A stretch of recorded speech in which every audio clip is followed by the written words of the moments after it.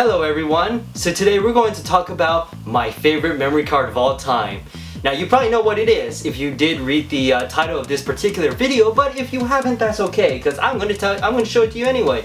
It is the Sega Dreamcast Visual Memory Unit, which can also be called VMU for short.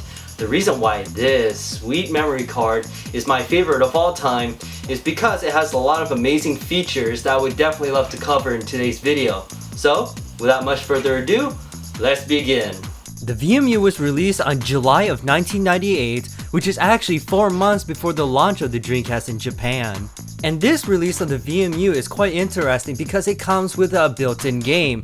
And that game is called, I'm probably gonna be really terrible with this because I'm bad at speaking Japanese, Atsumite Godzilla Kaiju Daishugo, or something like that. I'm sorry if I really mispronounced that. But basically, it's a Godzilla game. And I'm not really too familiar with how this game plays out because sadly I don't own one of these VMUs, but by the looks of it, it looks like it's some kind of Tamagotchi game.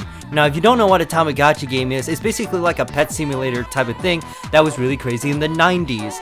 And that was the big reason why Sega came up with this thing, because they wanted to capture in the craze. And it's very apparent when you look at the design of the VMU itself. It's got one LCD screen, one D-pad, 2 buttons. Well, technically it's 4, but in reality it's 2 buttons, mainly for gameplay. But honestly, this thing is much more than a Tamagotchi machine because some programmers managed to do more with it. But before I can show you that, first of all, we need to power the VMU. So in order to do that, we're going to need a Phillips screwdriver, a VMU, of course you need a VMU, and 2 CR2032 watch batteries, which are unfortunately very expensive. But let me tell you something, the experience that this VMU is going to give you definitely justifies the price of these watch batteries. Now you can also get rechargeable versions of these particular batteries called LIR2032. Unfortunately, I do not have it at the time of this video because they take a long time to get here. But if you are into the Dreamcast, you should definitely get these batteries because not only can they be used for your VMU, you can also use it to fix your Dreamcast clock battery. So what you're going to need to do is flip your VMU onto its back. There you will find a lid that's being held down by a screw. Take your Phillips screwdriver and unscrew the lid. And then once you're done with that, you're going to find a compartment where you can put your batteries into. So I'm going to take these 2 batteries right here.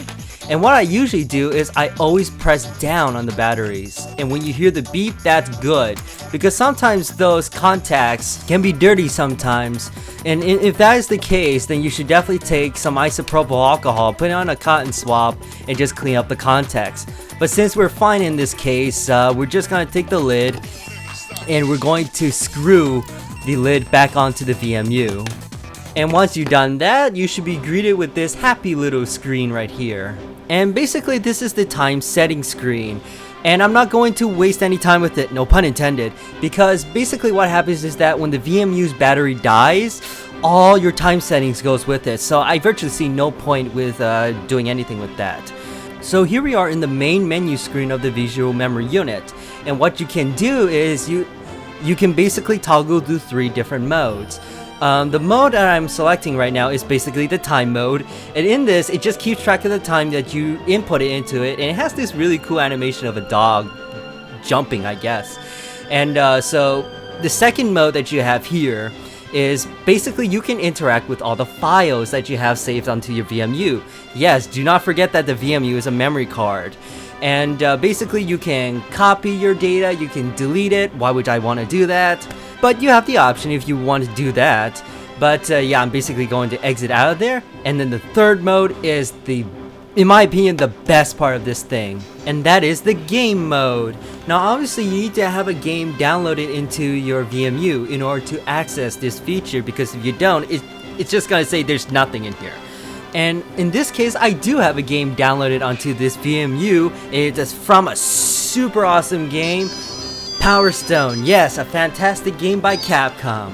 So we're currently in the main menu of this game where we can select the high score, the sound. I'm gonna keep the sound on because I think the sound that this thing makes is quite charming, and the mini games. And there are technically 3 mini games that you can select, but only one's available to us right now. The other 2 you have to keep playing this one mini game in order to unlock the other 2. So the game we're playing is Falcons Aerial Adventure, and it's really cool. You basically control this plane-like thing and you gotta avoid the bombs and the birds. Because what will happen is, there's a time counter at the top right corner of the screen, and basically if that thing runs out, basically it's game over. But in order to prevent that, you gotta get farther in the game and hit these checkpoints. Now, the cool thing with this mini game is that it shares a lot of similarities with the main game, because the power stones are here, and just like in the game, if you collect all 3 of them, you become this awesome rocket type of character, and you just zip right through the level. And another thing that happens is that all the bombs and stuff turns into medals. Now, they don't actually like directly tell you, but you should collect the medals because they serve a very important role that I'll explain in a little bit. So when you're starting to run out of time, you will see that your time counter in the top right corner starts to flash and stuff. Now, I'm obviously trying to kill myself because, well, I can play this game forever. I'm quite good at it. But I don't want to do that because, you know, obviously I want to make time to do this review. So the cool thing is that once you die, you will be greeted with this medal screen showing you how much did you earn while you were playing that one session. And what is so cool about that is that once you plug this VMU back into your Dreamcast, you can use it to unlock things in the game. It is so cool that Capcom used the feature of the VMU in this way. So it's quite unfortunate that I didn't quite unlock the 2 other modes, but simply one's like a gambling game and another is like a shuriken dodging game. So yeah, that's basically it for this Power Stone minigame. Another one of these games that you can download onto your VMU is the Chao Adventure games, which basically both of the versions came from the Sonic Adventure games. They're slightly different from one another, but not too different in the gameplay. And both of them are Tamagotchi games, which you can basically take your Chao, put them onto the VMU and take them on a go. And it is really quite fun to do that. Now, I did cover this thing in my Sonic Adventure 2 Let's Play. If you want to see more details concerning that, I highly recommend that you check that particular video out. But in short, I thought it was great and it was very beneficial to the main game, just like how the Power Stone minigame was very beneficial for Power Stone. But the wonders of the VMU doesn't end here, because when you plug it into your Dreamcast controller, it will serve as a secondary screen. Now, I got a question for you guys. Do you recognize this noise when you turn on your Dreamcast?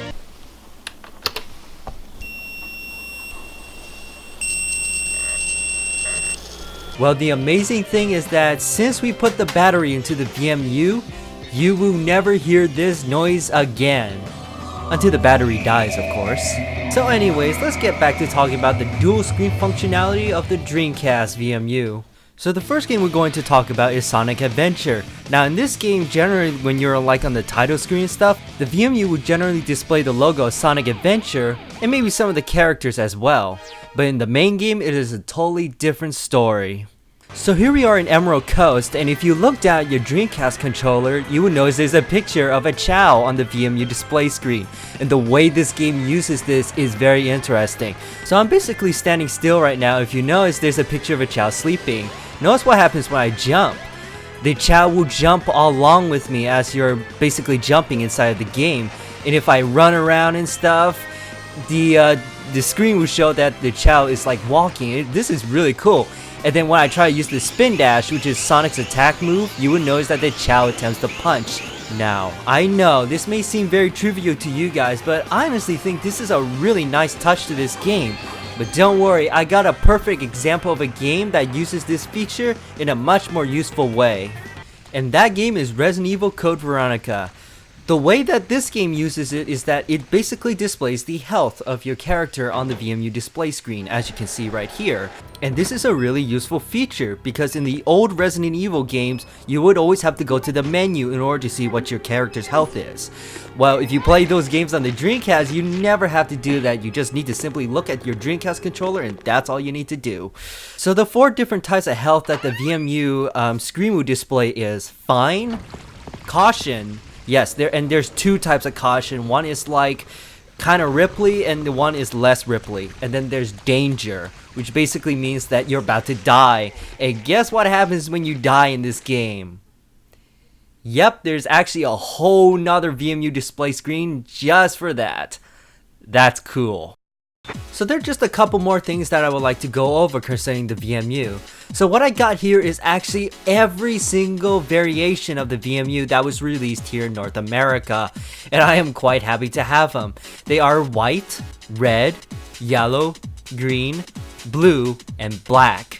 Alright, so have any of you guys ever wondered or thought that these VMUs look kinda naked at the top?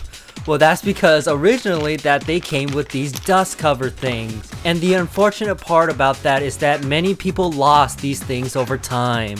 The only reason why I have these two right here for the green and blue is because I actually bought both of these brand new. And they came with these caps. So this is what they look like with their caps on, unlike their naked counterparts right there. So if you ever find a VMU with its original cap for a good price, get it. Okay, I got a question for you guys. What would happen if you took a yellow and put it with a blue VMU?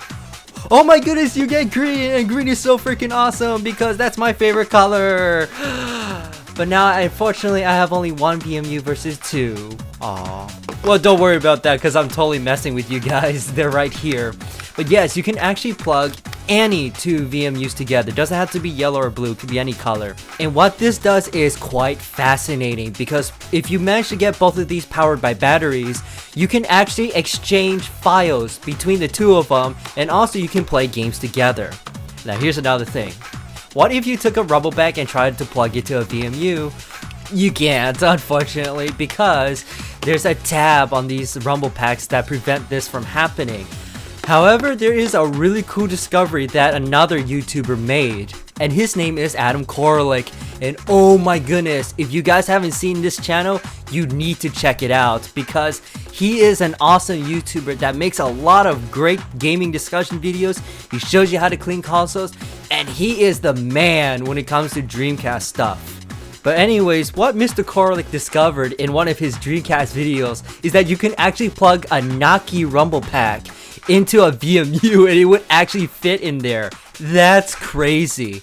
I put the link to that video somewhere on the screen right now because that video is awesome and you guys should definitely check it out. Okay, so the next thing that I want to go over is the types of packaging that the VMUs originally came in. So the one that you see on the left was the packaging for the VMUs at launch. The ones on the right is basically what the packaging looked like when the Dreamcast was on its last legs. Very sad memory to think about. But nonetheless, we are still left behind with all this awesome stuff. Now you may have noticed that sticker says clear red and I got a clear green VMU in the front. Well, that's because I repackaged all these things because I plan to do like a quick unboxing of all these things. And yes, that box you just saw there was the original packaging that green VMU came in. Yes, so this is what it looks like in the back, and I love the right one more because it says that this thing is more than a memory card, and I definitely proved that by like what I've done and what I've shown in this video so far. So first of all, we're going to open up the black box, which I think the artwork on this thing is a lot cooler than the ones that were shown up at launch. So once we open up the box, we pull out of course, the VMU, and there's this plastic thing, and we got this instruction manual, which I'm going to open, but this thing is humongous. Like, it's super gigantic, and it's kind of hard for me to get the camera to capture everything, so I heavily apologize if I'm not doing a very good job of getting every information of that instruction manual in, but yeah, I'm sorry about that, guys. But either way, so here we are with the VMU, and this is actually what it came with originally on the back. There's like this pull tab thing, and if you pull it, of course there's no batteries in there, but when these things originally came out, they had fresh batteries in there, and then when you would pull it, basically the VMU would immediately power on and you could just do the awesome stuff, all of the awesome stuff that I did earlier in this video. So we're going to put all this stuff away and we're going to focus on unboxing the launch packaging of the Sega Dreamcast. And originally there's like tape and stuff that would hold it together. I've already torn that off, so we're just simply gonna just pull off all this plastic stuff and the VMU should easily come out. And this thing doesn't have a tab because I forgot to put it there. But yeah, you guys may have noticed, where's the instruction manual on this thing? The other box came with it, Well, it's actually hidden very well on this packaging, because if you pull this part right here, yes, that's where the instruction manual is located out. And basically this one is just like the same thing as the other one before. Just get a quick look at it here, and that's basically it for the unboxing of all this stuff. Now there is one more thing that I would like to talk about the VMU, and that is the MP3 Player version of the VMU. This thing is such a cool concept. What would you have done is that you would have taken your MP3 VMU, plug it to your Dreamcast, and if your Dreamcast is connected to the internet, you could download songs from a certain website or something like that, and you could put it onto your MP3 Player VMU and listen to it on the go. Now that's a feature that we have taken for granted today because we have so many devices that can do this, but remember, this thing was going to be released in late 2001. Now that would have been a very interesting time because the original iPod was released that year.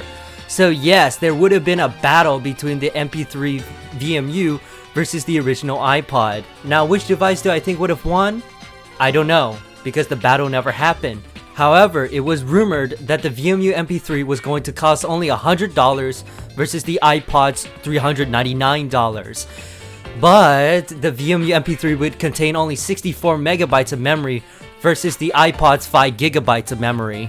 But it's quite tragic that we will never find the results, because remember, the Dreamcast was discontinued early 2001, March 2001 more specifically, so the VMU MP3 player never had a chance. So the Sega Dreamcast VMU is such a sweet little device. Not only can you play games on the go with it, but it can serve as dual screen functionality.